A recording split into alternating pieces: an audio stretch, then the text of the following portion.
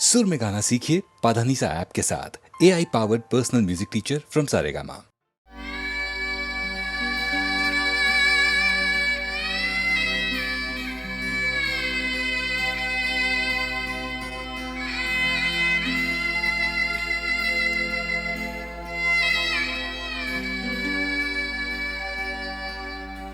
सजी सवारी सेज की रसिया कलियन को महका दे। आज मेरे रंगों में कोई अपना रंग मिला दे।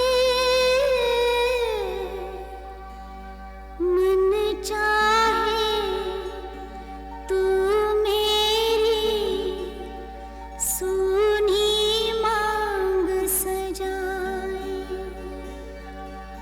मन चाहे तू मेरी सूनी मांग सजाए।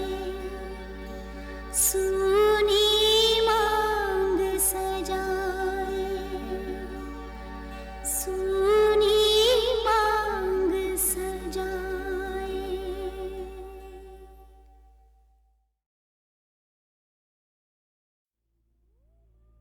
அங்கே மௌனம் கலைகிறது, நெஞ்சில் வசந்தம் மலர்கிறது.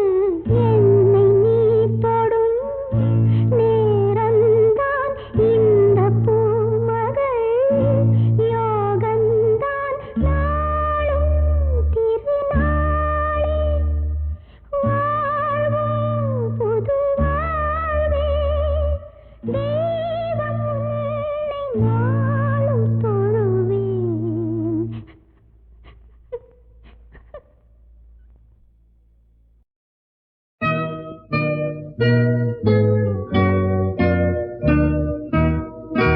அன்று நீயே நான் என்றாய், நினைவில்லையா இன்று? அன்று நீயே நான் என்றாய், நினைவில்லையா இன்று?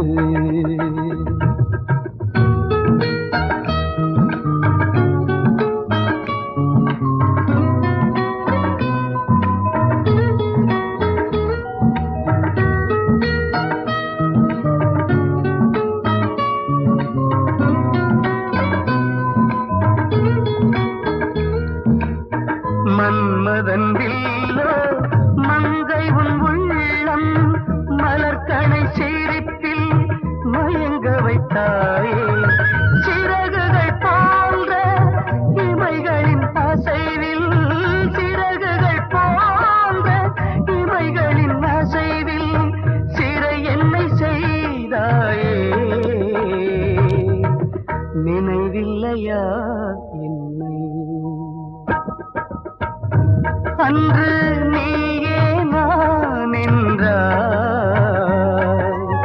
நினைவில்லையா இன்று?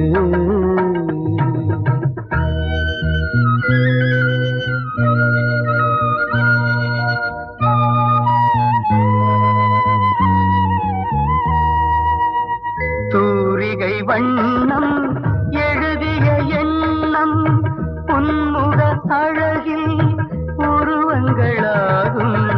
கண்களின் உறவில் கவிதைகள் தந்து, கண்களின் உறவில் கவிதைகள் தந்து கனவாயே மறைந்தாய்.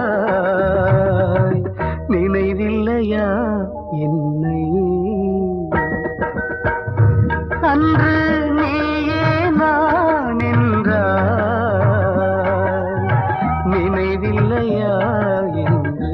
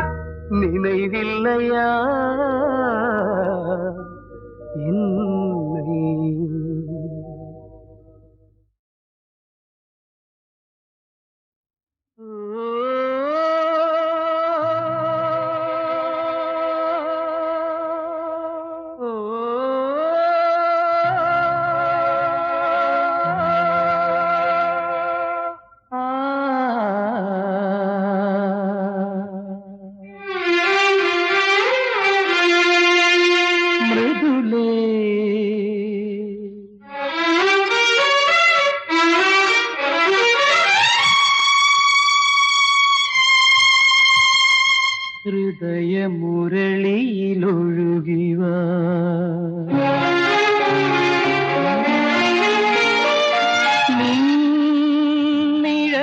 നിഴലായി അലയും പ്രിയനെ മറന്നുവോ മൃദുലേ ഹൃദയമുരളിയിലൊഴുകിവാ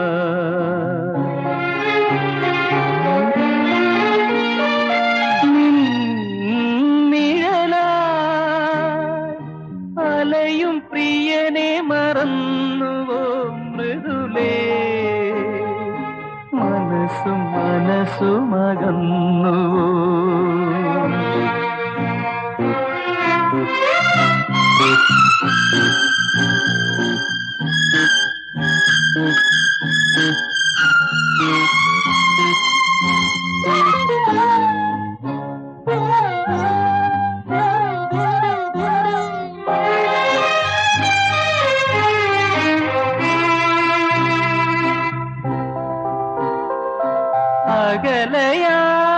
അകലയാണെങ്കിലും ധന്യേ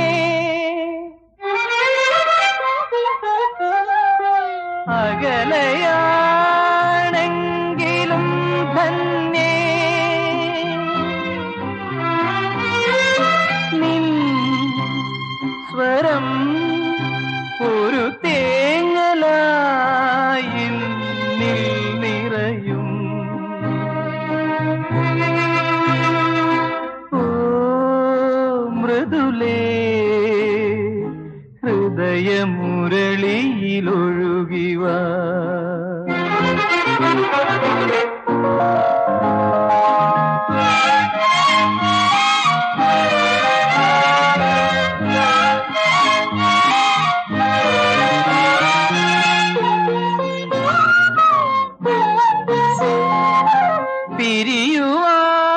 പിരിയുവാനാകുമോ തമ്മിൽ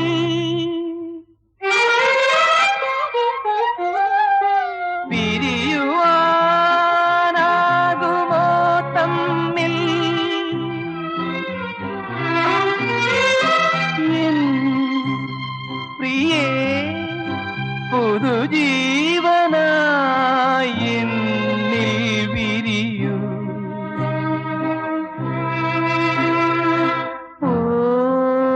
മൃദുലേ ഹൃദയമുരളിയിലൊഴുകിവാ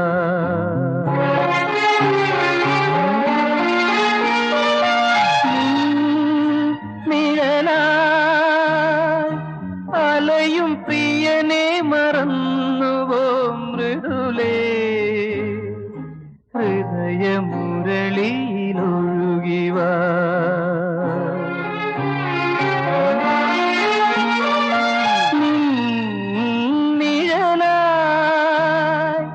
അലയും പ്രിയനെ മറന്നുവോ മൃദുലേ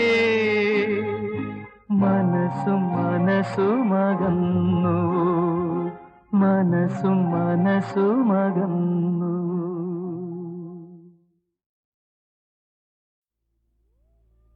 அங்கே மௌனம் கலைகிறது நெஞ்சில் வசந்தம் மலர்கிறது என்னை நீ தொடும் நேரம்தான் இந்த பூமகள் யோகந்தான் நாளும் திருநாளே வாழ்வும் புது வாழ்வே தெய்வம் உன்னை நாளும் தொழுவேன்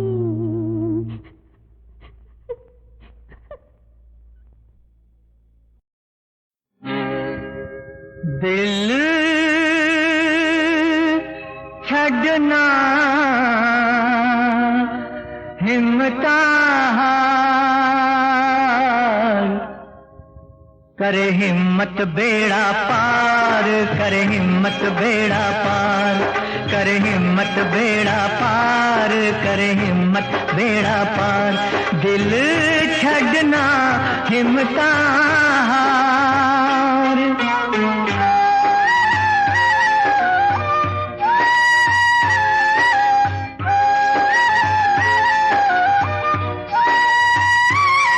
हर मसला हल हो जाए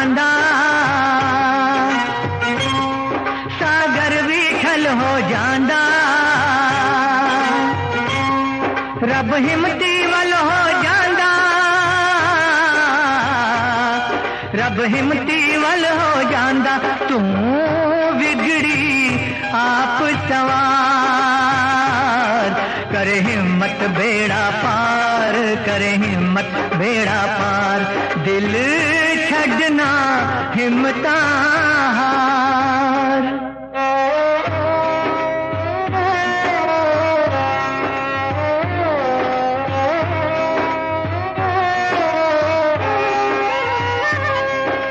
छड़ दे रोना धोना,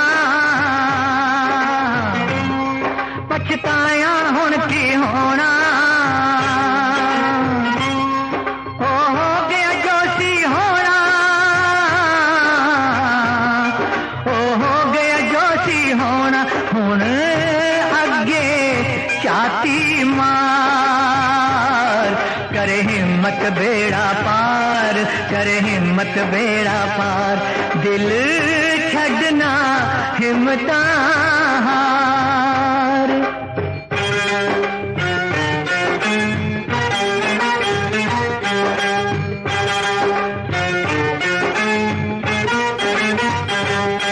तू होनी कोलों डर के ना बेहद ते हथ धर के, कर पार समुंदर तर के, कर पार समुंदर तर के, तू बिछड़ी मोड़ बहार। कर हिम्मत बेड़ा पार, कर हिम्मत बेड़ा पार।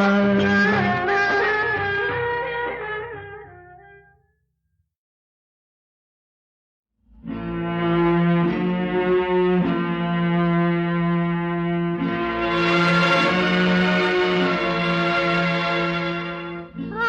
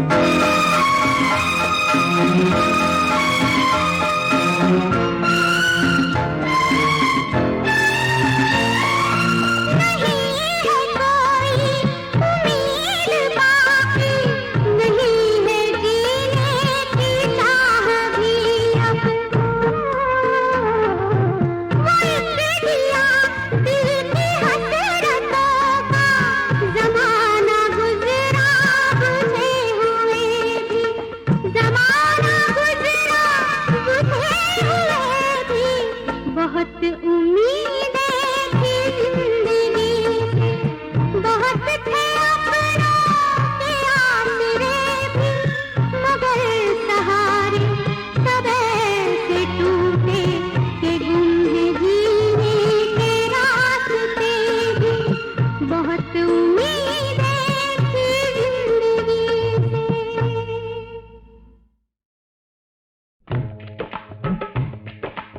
ओहो ओहो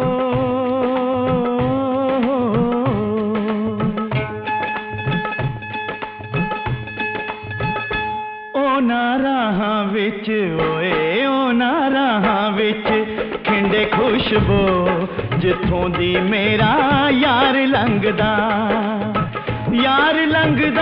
ਮੇਰਾ ਪਿਆਰ ਲੰਘਦਾ ਉਹਨੂੰ ਚਾਨਣੀ ਵੀ ਓਏ ਉਹਨੂੰ ਚਾਨਣੀ ਵੀ ਤੱਕਦੀ ਖਲੋ ਜਿੱਥੋਂ ਦੀ ਮੇਰਾ ਯਾਰ ਲੰਘਦਾ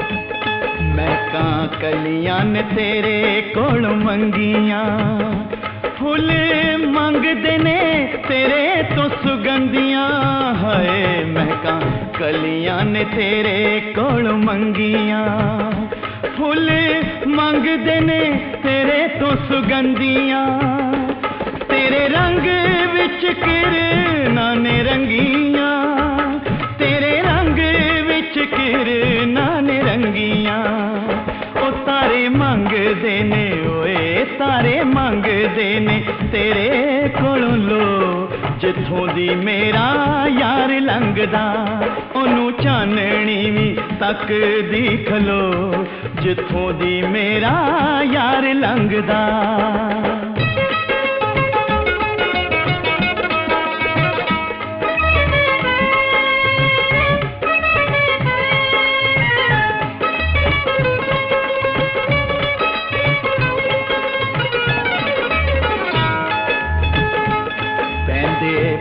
च भुलेखे तेरे साहां दे वारी जावां तेरी शोख निगाहां दे होए पैंदे पौना च भुलेखे तेरे साहां दे वारी जावां तेरी शोख निगाहां दे पाके गल विच हार तेरे बाहां दे पाके गल विच हार तेरे बाहां दे लवा बुक्कड़ च हाय नी लवा बुक्कड़ च तैनू मैं लुको जिथों दी मेरा यार लंघदा ओनू चाननी भी तकदी खलो जिथों दी मेरा यार लंघदा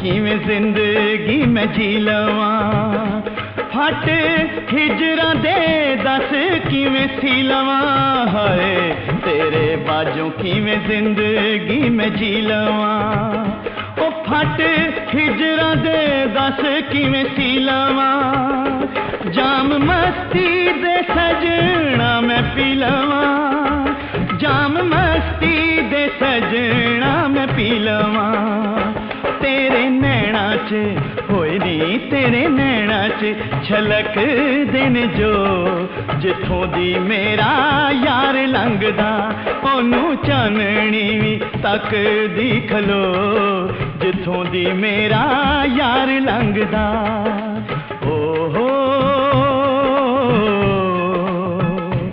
ला ला ला ला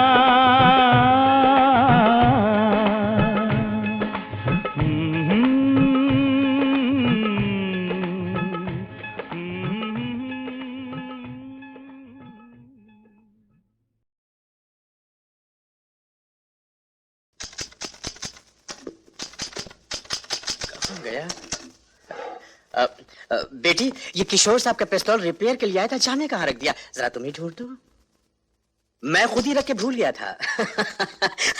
मेरी तरह मेरी याददाश्त भी बूढ़ी हो गई है। लेकिन बेटी, तू क्यों खामोश रहती है? तेरे तो हंसने के दिन हैं, खेलने के दिन हैं।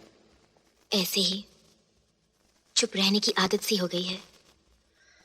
मैं सब समझता हूं बेटी। वक्त सबसे बड़ा इलाज है। अल्लाह तुझे हिम्मत दे, सबकी ताकत दे।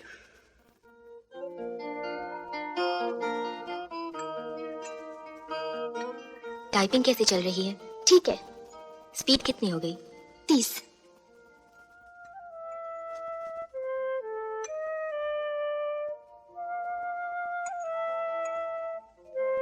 अशोक जी की चिट्ठी आई? आई। जवाब दिया? नहीं। जवाब तो देना चाहिए। क्या जवाब देती? दीदी मुबारक हो, मैंने स्टेनो टाइपिंग का डिप्लोमा पास कर लिया है। उधर क्या खड़ी है, इधर आ। दीदी तुम कहो तो मैं नौकरी के लिए अर्जी दे दूं? जैसा तुम चाहो। बेटी, मैं 2 दिन के लिए बंबई जा रहा हूँ। दुकान बंद करके चाबी अपने पास रखना। और हाँ, इस महीने से अपनी तनख्वाह में 100 रुपए बढ़ा लेना। Thank you. दीदी दीदी कमाल हो गया। मैं तो टाइपिस्ट की नौकरी के लिए इंटरव्यू देने गई थी, पर मुझे मैनेजिंग डायरेक्टर की सेक्रेटरी के लिए इंटरव्यू देने बुलाया गया है। पास हो गई तो 900 रुपए महीना सैलरी मिलेगी। तब तुम मेरी चिंता छोड़कर अशोक जी से शादी कर लेना। लेकिन मैं इंटरव्यू में आ जाऊंगी ना? क्यों नहीं? तू स्मार्ट है, समझदार है, पढ़ी लिखी है। पर मेरे पास तो कोई अच्छी ड्रेस ही नहीं है। याद है उस दिन उस दुकान में हमने वो ड्रेस देखी थी ना? हाँ, आज वही पहन के जाना। पर वो तो बहुत महंगी है। तू चिंता मत कर, आज मुझे 100 रुपए का इंक्रीमेंट मिला है। Congratulations! लगता है आज का दिन बहुत लकी है। सब कुछ अच्छा ही अच्छा हो रहा है। Good evening sir. Good evening. Please take your seat. Thank you sir. Type कर लेती हो? Yes sir, 40 words per minute बिना गलती के। गुड। शॉर्ट हैंड में भी लिख लेती हो? Yes sir. और क्या क्या कर सकती हो?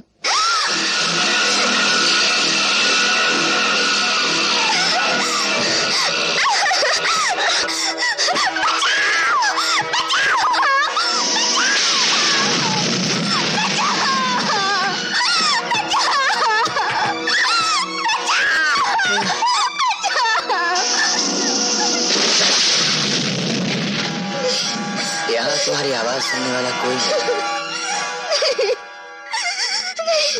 मेरे पास नहीं आना। मेरे पास नहीं आना। मेरे पास मत आना। मुझे जाने दो प्लीज। तुमने मेरी बहन को बर्बाद कर दिया। मुझे मत करो, मैं तुम्हारे हाथ जोड़ती हूँ। तुम्हारी बहन? वो तो बेवकूफ थी। तुम मेरी बात मानो, तुम्हारी जिंदगी बना दूंगा। नहीं नहीं, मुझे कुछ नहीं चाहिए। मुझे मर जाने दो प्लीज। जरूर जाने दूंगा, लेकिन तुम इतना घबरा क्यों रही हो? मैं तो कुछ नहीं करूंगा, तुम्हें छूऊंगा भी नहीं। मैं तो सिर्फ तुम्हारा खूबसूरत बदन देखूंगा। देखो, तुम अपने कपड़े उतारो और एक ब्यूटी क्वीन की तरह यहाँ से वहां और वहां से यहाँ चल कर दिखा दो। तुम्हारा कुछ बिगड़ेगा नहीं और मैं खूबसूरत बदन देख लूंगा। फिर तुम अपने घर चली जाना। हाँ, कहो दरवाजा खोल दूं? खोल दूं? तुम वहीं बैठे रहोगे? बिल्कुल। मुझे छोड़ोगे तो नहीं? कतई नहीं। उसके बाद मुझे घर जाने दोगे? हाँ? God promise? God promise. देखो, तुम देर ना करो। नहीं, मुझसे नहीं होगा। तो फिर मैं उठता हूँ।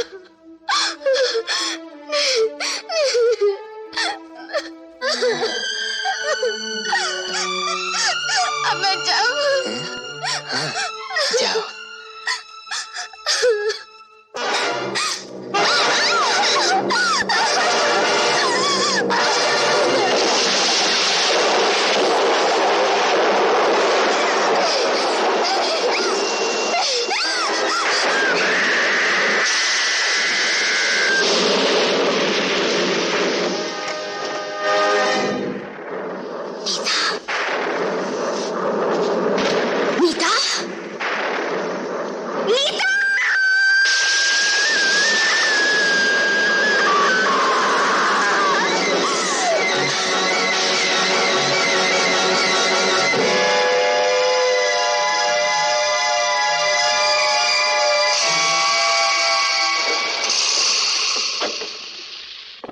नमस्कार सेठ जी। नमस्कार सेठ। नमस्कार नमस्कार। कैसे हैं फर्स्ट आप? क्लास जी, ठीक है। सेठ जी, आपने गुप्ता हॉस्पिटल बनवाकर बड़े ही पुण्य का काम किया है। जी हाँ, आप जैसे धर्मात्मा दो चार और पैदा हो जाएं तो इस देश का उद्धार हो जाए। भगवान आपको इन सेवाओं का फल जरूर देगा। मैं तो सिर्फ कर्म करता हूँ भाई, फल देना तो इसके हाथ है। हाँ, और उसके राज में देर हो सकती है, अंधेर नहीं। भारती ना।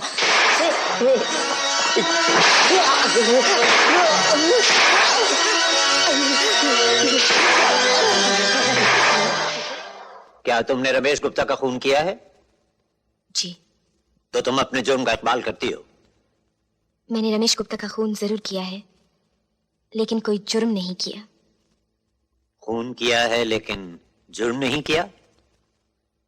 अदालत समझी नहीं? जज साहब, उस कुर्सी पर बैठकर आपने भी सैकड़ों खून किए हैं, कई लोगों को फांसी दी है। इससे आप मुजरिम या खूनी तो नहीं हो जाते? क्योंकि मैं इंसाफ करता हूं।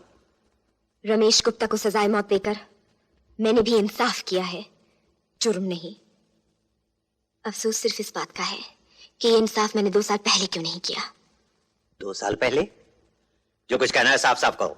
जज साहब, याद कीजिए वो दिन जब इसी अदालत में, इसी कटहरे में मेरी जगह एक औरत की इज्जत लूटने वाला रमेश गुप्ता खड़ा था, और वहां ठीक उसी जगह खड़े बैरिस्टर चंद्र गुनहगार को बेगुनाह और बेगुनाह को बदचलन साबित कर रहे थे।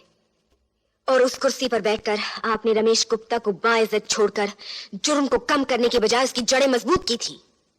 इसलिए जज साहब, आज मुजरिम के कटहरे में आपको होना चाहिए और आपकी जगह मुझे, क्योंकि आपने इंसाफ न करके जुर्म किया है और मैंने कानून हाथ में लेकर इंसाफ किया है, मुजरिम को सजा दी है। मुजरिम मैं नहीं जज साहब, मुजरिम आप है, आपका इंसाफ है। योर ऑनर, यह अदालत का अपमान है। This is contempt of court. बयान जारी रहने दिया जाए। मैं अदालत पे लगाए हुए इल्जाम जानना चाहता हूं। Thank you sir.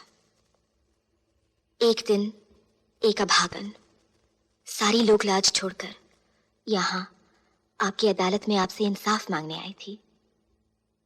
इंसाफ भी हुआ था, बड़ा अजीब इंसाफ। इज्जत लूटने वाले को बाइज्जत आजाद कर दिया गया और लुटने वाले को उम्र कैद, और वो भी जेल के बाहर, जहां सुबह शाम सैकड़ों लोग उसे नफरत के कोड़े मारते, जहां हर नजर उस पर थूकती, उसे धुतकारती। आपके इंसाफ ने एक सांस लेती हुई लाश को समाज के चौराहे पर लटका दिया था, जिससे लोग नसीहत लें और फिर कोई लुटी हुई औरत इंसाफ का दरवाजा खटखटाने की हिम्मत ना कर सके। पर वो औरत कौन है, कहां है? गौर से देखिए, वो औरत मैं हूं, यहां हूं। भारती देवी? 2 साल पहले जब रमेश गुप्ता ने मेरी इज्जत लूटी थी, मुझे बर्बाद किया था, तब इंसाफ का दरवाजा मैंने ही खटखटाया था। तो 2 साल बाद आपने अपनी हार का बदला ले लिया। जब कानूनन नहीं जीत सकी, तब कानून हाथ में लेकर आपने उसका खून कर दिया। जी हाँ, मैंने उसका खून कर दिया, उस पर गोलियां बरसा दी। अफसोस यही है कि पिस्तौल में सिर्फ 6 गोलियां थी, 7 नहीं, वरना मैं सब की सब उसके सीने में उतार देती। शायद उन गोलियों की आवाज से आदमी की सोई हुई आत्मा जाग जाती, शायद उन खून की छींटों से कानून की आंखें खुल जाती, और वो देख सकता कि उसकी भूल से कितने इंसान शैतान बनते जा रहे हैं। जज साहब, औरत आदमी को भगवान मानती है, लेकिन ये भगवान माँ, बहन, बेटी सब कुछ भूलकर औरत को सिर्फ हार्ड मास का खिलौना समझता है। उसे नंगा करके उसका तमाशा देखना चाहता है, कभी उसको नीलाम करके, कभी उसको बर्बाद करके। जज साहब, नारी का शरीर एक मंदिर है, जिसकी कोख से मानवता का जन्म होता है, जिसकी गोद में सभ्यता पनपती है। लेकिन आज दुनिया के कोने कोने में ये मंदिर तोड़े जा रहे हैं और आपका कानून कुछ नहीं कर पा रहा, क्योंकि उसे सबूत चाहिए। हर सच साबित नहीं किया जा सकता जज साहब। बलात्कार के समय न कानून होता है, न पुलिस होती है, और ना कोई शरीफ गवाह। फिर सबूत कैसे मिलेगा, कौन देगा? एक लड़की जो शर्म से अपनी शक्ल तक शीशे में नहीं देख सकती, सबके सामने आकर एक बार फिर अपनी बेइज्जती कैसे कराएगी? भरी अदालत में वकीलों और गवाहों के हाथों लाश के पर्दे कैसे उतरवाएगी? और आ भी जाए तो बदनामी के सिवा उसे मिलेगा क्या? मुझे क्या मिला था? जज साहब, उस दिन आपने मेरी बात नहीं सुनी और नतीजा ये हुआ कि फिर एक मासूम लड़की की जिंदगी बर्बाद कर दी गई। एक और मंदिर तोड़ दिया गया। योर ऑनर, किसी लड़की की जिंदगी बर्बाद हुई या नहीं, इस अदालत का वक्त जरूर बर्बाद किया जा रहा है। यह कहना कि मिस्टर रमेश गुप्ता ने किसी मासूम लड़की की जिंदगी बर्बाद की और उस जोश में आकर भारती देवी ने उसे सजाए मौत दे दी, यह एक कहानी है, क्योंकि न पुलिस की रिपोर्ट में किसी और लड़की का जिक्र है, न कोई लड़की अदालत के सामने आई है। अगर होती तब तो आती। पर ये सच है कि वो लड़की है तो कहां है? उसका नाम क्या है? काम क्या करती है? सामने क्यों नहीं आती? वो लड़की कहाँ है? अपनी चुप का मतलब जानती हो? सजाए मौत। उसको अदालत में लाकर बदनाम करने से अच्छा है कि मुझे मौत दे दी जाए।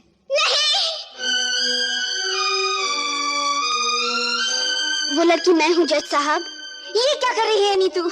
यहाँ आकर सिर्फ बदनामी मिलेगी, बेइज्जती मिलेगी और कुछ नहीं मिलेगा, कुछ नहीं मिलेगा। दीदी, बदनामी, बेइज्जती, मौत, कोई भी कीमत तुम्हारी जिंदगी से बढ़कर तो नहीं। जज साहब, मैं अपना बयान देने के लिए तैयार हूँ। जो कुछ कहना है यहाँ आके कहो। मैं जो कुछ भी कहूंगी सच कहूंगी और सच के सिवा कुछ नहीं कहूंगी। मैंने पहले भी तुम्हें कहीं देखा है।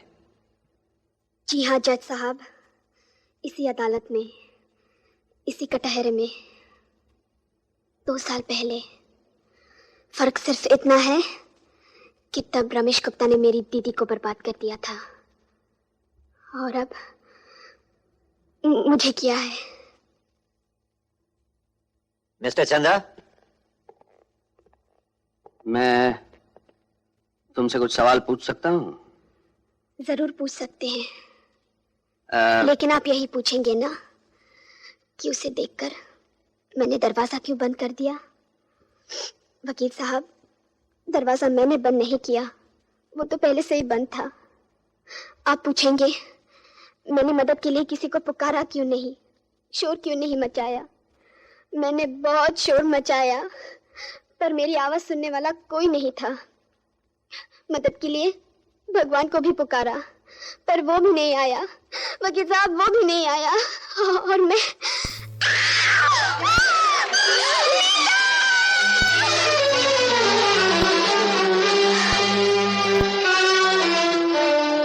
Order order. तुमसे कहा था यहाँ मत आना, क्यों आई? यहाँ इंसाफ नहीं मिलता, बदनामी मिलती है। इन्हें तो सबूत चाहिए। सबूत तुम कहाँ से लाओगी? जो कुछ पास था वो तो खो चुकी, अब तो लाश ही बाकी रह गई है और लाशें बोला नहीं करती। जज साहब, मैंने चाहा था कि मेरी बहन की कहानी दुनिया की जुबान तक न पहुंचे। वो इस जिंदा मौत से बच जाए जिसने मेरी जिंदगी में जहर घोल दिया है, पर इसने मेरी बात नहीं मानी। हर एक जिंदा लाश को बचाने के लिए दूसरी जिंदा लाश कटहरे में आकर खड़ी हो गई। ये वो जगह है नीतू जहां भगवान कृष्ण भी आकर खड़े हो जाएं, तो लोग उनका विश्वास नहीं करेंगे। उन्हें भी अपनी ही गीता पर हाथ रखकर कसम खानी पड़ेगी, सबूत देना पड़ेगा। तू सबूत कहां से लाएगी? वकील साहब तो फिर साबित कर देंगे कि बलात्कार नहीं, मोहब्बत है। लेकिन तू कैसे साबित करेगी कि ये मोहब्बत नहीं, बलात्कार है? वकील साहब, आप तो रोज लोगों से सैकड़ों सवाल पूछते हैं। इजाजत हो तो आज मैं आपसे एक सवाल पूछूं? पूछिए। हर समझदार वकील जानता है कि सच क्या है और गुनहगार कौन है। आपको भी पता था कि मेरे साथ बलात्कार किया गया था, फिर आपने सच क्यों छुपाया? इंसाफ क्यों नहीं किया? इंसाफ करना मेरा काम नहीं है, वो जज साहब का काम है। मेरा काम, मेरा फर्ज सिर्फ अपने क्लाइंट की वकालत करना है, उसको बचाना है, और हर वकील का यही फर्ज होता है। मैंने सिर्फ अपना फर्ज पूरा किया था। वकील साहब, अपना फर्ज पूरा करने के लिए आपको तो ढेर सारे रुपए मिले, नाम मिला, पर इस बेगुनाह को क्या मिला? समाज को क्या मिला? इंसानियत को क्या मिला? क्या इनके लिए आपका कोई फर्ज नहीं? आपने कभी सोचा है वकील साहब, कुछ रुपयों के लिए आप जिन शैतानों की रक्षा कर रहे हैं वो एक दिन आपके बच्चों को भी खा सकते हैं? कभी सोचा है कि इसकी जगह आपकी बेटी भी हो सकती थी? जो इसके साथ हुआ है उसके साथ भी हो सकता था। देखिए, इसकी तरफ देखिए। आपने रमेश गुप्ता को बचाकर जो फर्ज पूरा किया था उसका अंजाम देखिए। इसके होंठों से सारी मुस्कुराहट नोचकर इतनी सिसकियां भर दी गई हैं जो कभी कम नहीं होंगी। इतने ढेर सारे आंसू दे दिए गए हैं कि डूबने के लिए समुद्र ढूंढने की जरूरत नहीं पड़ेगी। इसके जिम्मेदार आप हैं वकील साहब, और आप भी जज साहब। उस दिन आपने एक मुजरिम को छोड़कर इंसाफ की कब्र पे बेइंसाफी का बीज बोया था। वो बीज पेड़ बन गया। एक और मंदिर आपके इंसाफ की भेंट हो गया।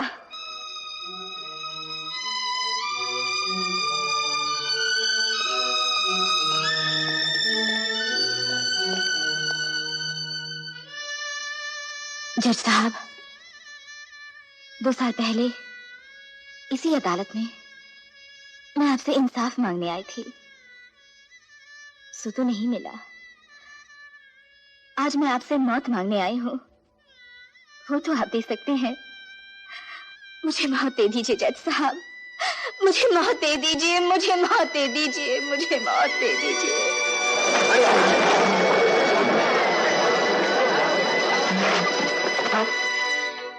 कानून की तारीख में शायद पहली बार किसी मुल्जिम ने इंसाफ को मुजरिम ठहराया है। हम भारती देवी की हिम्मत और सच्चाई की इज्जत करते हैं, लेकिन भारती देवी ने कानून अपने हाथ में लेकर जुर्म किया है, चाहे वो उनके ख्याल से इंसाफ करने के लिए ही क्यों ना हो। अगर इसी तरह हर शख्स कानून अपने हाथ में लेकर इंसाफ करने लगे तो दुनिया में ना कानून रहेगा ना इंसाफ। मैं जज होते हुए भी कानून का पाबंद हूं, और मुझे भी कोई हक नहीं कि मैं कानून के दायरे के बाहर जाकर कोई फैसला करूं। भारती देवी ने खून किया है, उन्हें इसकी सजा मिलनी चाहिए, लेकिन यह खून जानबूझ के नहीं किया गया। ऐसे हालात में किया गया है जबकि कोई भी मां या बहन खून करने पे मजबूर हो जाती। इसलिए अदालत को भारती देवी के साथ हमदर्दी है, और गिरफ्तारी के बाद जेल की हिरासत में काटे हुए दिनों को ध्यान में रखते हुए अदालत के उठने तक भारती देवी को यहां कटहरे में खड़े रहने की सजा देती है। क्या इंसाफ किया है? इसे कहते हैं इंसाफ। जनाब अली, क्या कानून का नुक्ता निकाला है? सजा भी दे दी और भी कर दिया। इसे कहते हैं इंसाफ। जब तक समाज है जुर्म होते रहेंगे, लेकिन बेइंसाफी जुर्म से भी बड़ा गुनाह है। 2 साल पहले इसी कुर्सी पर बैठकर मैंने भी यह गुनाह किया था। इसलिए कानून की यह कुर्सी मैं हमेशा के लिए छोड़ता हूं, क्योंकि जो कानून रक्षा नहीं कर सकता उसे सजा देने का भी कोई अधिकार नहीं। इंसाफ का तराजू जो हाथ में उठाए, जुर्मों को ठीक तोले, जुर्मों को ठीक तोले।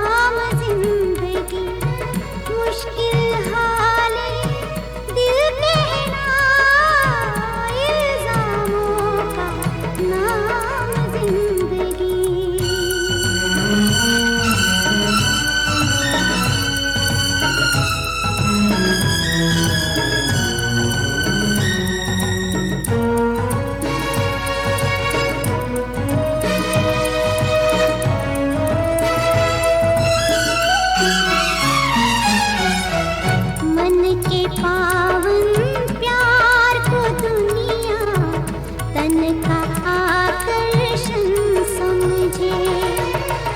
मन के पावन प्यार को दुनिया तन का आकर्षण समझे।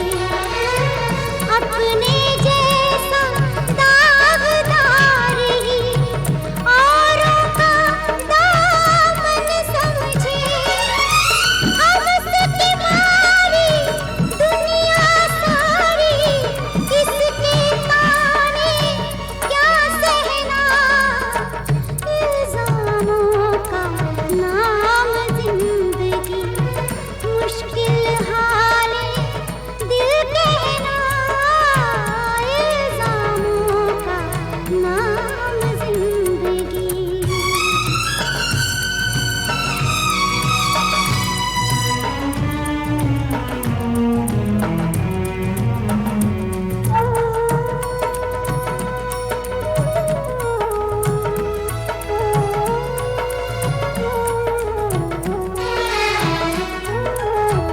जिस्मों के रिश्ते ही सब कुछ, रूह का रिश्ता कुछ भी नहीं। जिस्मों के रिश्ते ही सब कुछ, रूह का रिश्ता कुछ भी नहीं।